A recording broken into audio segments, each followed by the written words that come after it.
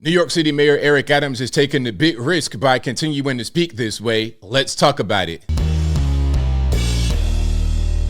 How's everybody doing? My name is Anthony Brian Logan, and today we got to talk about New York City Mayor Eric Adams finally having the one-to-one conversation with President Joe Biden in Washington, D.C. at the White House.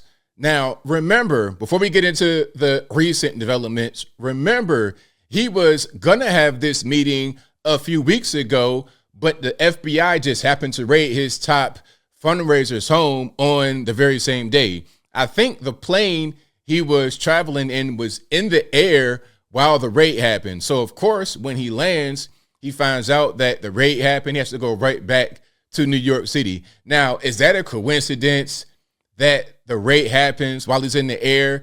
Is there any kind of White House and FBI coordination? I'm not going to say that there is, but it just seems kind of fishy to me. Maybe they don't want Eric Adams, mayor of a major U.S. city with 10 million people. Maybe they don't want him to go to the White House and talk about the migrant crisis in the way that he was. Because remember, Eric Adams has been very, very, very critical of not only the migrant crisis, but also of the Biden administration.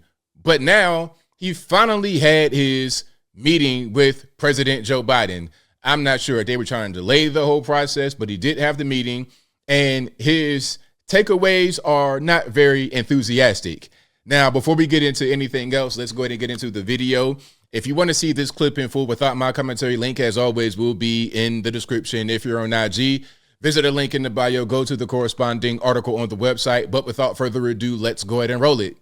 Mayor Adams sending out a disheartening message today about the ongoing migrant crisis. Now, the mayor says that he isn't and didn't leave his meeting in D.C. with any optimism. He claims no hope is on the way right now. News 4's Melissa Russo in the newsroom with more. That's rough. No hope is on the way. No help is on the way. That's pretty rough. But let's get into a little bit more detail On those pretty strong comments, Melissa. Well, you know, it's not an easy place for Mayor Adams to be, Natalie, traveling down to Washington for the 10th time yesterday to try to get more aid for migrants and the humanitarian crisis here, and then leaving without any good news. Ordinarily, he would be diplomatic and he would say, oh, they're working on it, which is what he said yesterday while he was still in D.C. But today, the mayor flat out admitted that he left empty-handed. I did not leave with optimism. I left with the cold reality that help is not on the way in the immediate future. Those were. Now, he's talking about specifically financial, because the migrant crisis is costing New York City billions, with a B, billions of dollars. And they've had to cut from pretty much every department in the city, at least 5%, if I'm not mistaken. If you guys know the exact numbers from the exact department, so let me know. But there are cuts. $7 billion they're short because of the migrant crisis. So he's like, all right, feds, you guys are causing the problem by not securing the border, and you're flooding them into our city and state. Can we get some financial assistance? Hey, man, we kind of tied up with Ukraine, Israel, Taiwan, and other little stuff we're doing in Washington, D.C. I can't help you out here. Words today, a far cry from what Mayor Eric Adams posted last night when he said it had been a very productive day in Washington. Well, okay, stuff like this, I'm sure that Eric Adams is not the one that is posting things on Twitter.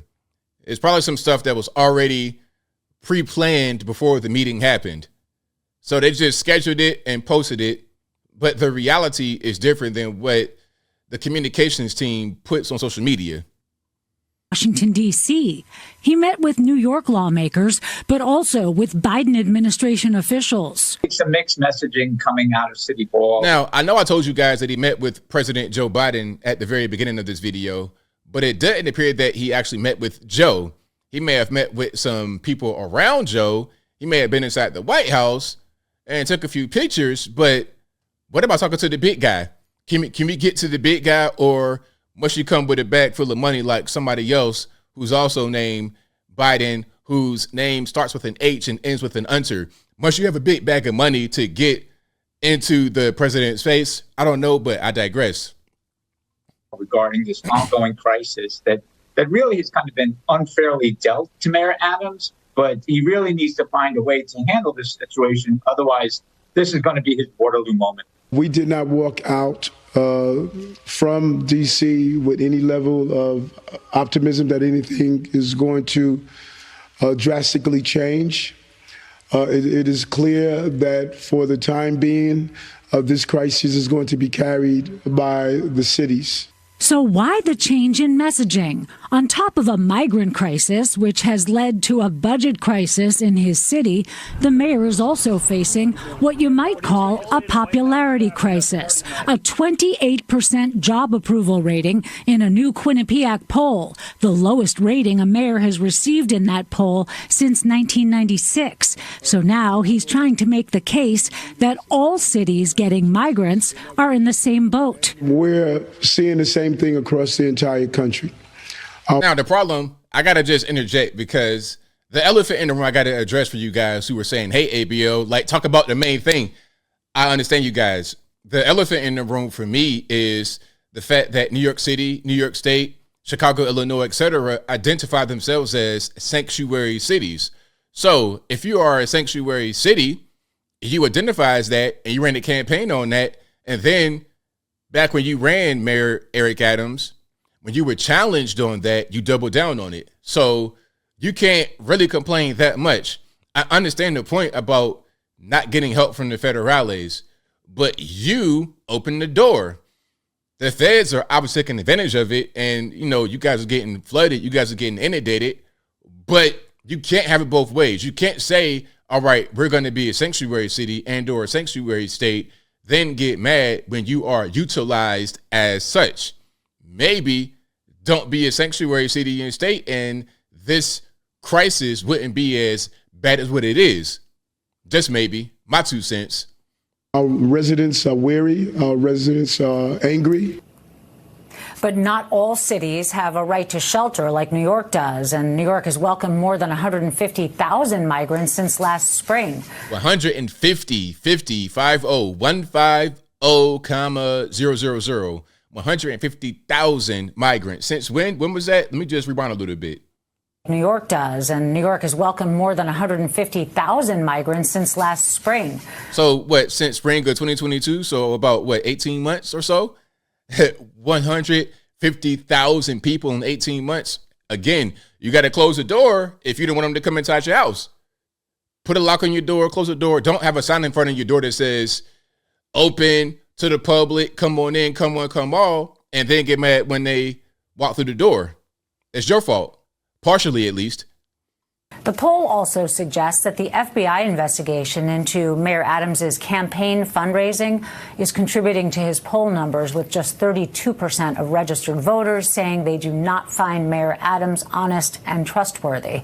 His spokesman says polls are wrong all the time and that crime is down and jobs are up under Mayor Adams. Shout out to Mayor Eric Adams for at least speaking out against what's happening with the Biden administration. Although, again, it's partially your fault. You got to do both. You got to do both, and you can't just criticize them, because obviously that's not really solving the problem. All right. You're saying we need some more money. We're not getting the help, all this and that and the third. Help is not on the way. You're right about that. But what can you do in the meantime? How about not being a sanctuary city? I can't stress that fact enough. Same thing with Chicago. And of course, the migrants need to, move around and figure out different ways and stop trying to take advantage of the situation. But it's there. It's available. These people, they're trying to get money. Look, the way they see it as I close is this is how you get into the country. Okay? Whatever the rules are, whatever rules get enforced, that will be what people do. Okay, so if the rules are you can't come into the country, you can't just say, oh, I'm an asylum seeker, please help me. Yeah, I was rich in Cameroon or Malaysia or wherever I came from, and I came to America on a plane and I had $10,000 in my pocket plus bank account. They can come with all of that, come to the border illegally and say they're seeking asylum. They take advantage of the rules that we create, and then the border being wide open with no security, no actual barrier. We're just letting them come on in. We're not doing things properly. The laws in the books can be enforced a certain way. Under Trump, this was not a problem. As soon as Biden got in office, they knew, okay, we good. Come on through. That is a problem. You got the federal government, local government kind of collaborating in a sense to create this situation. And until both sides tighten up, this problem will continue. But I think I'll leave that right there for now. And what say you? What's your take on what Eric Adams said here? Do you think that he's right to criticize the federale, saying, hey, I went to DC, I spoke to certain people, and there was nothing that came of it productive? Whatever your thoughts are, let me know in the comments below. You guys know where I'm at. It's cool to look at one side and see what they're doing wrong. That's great.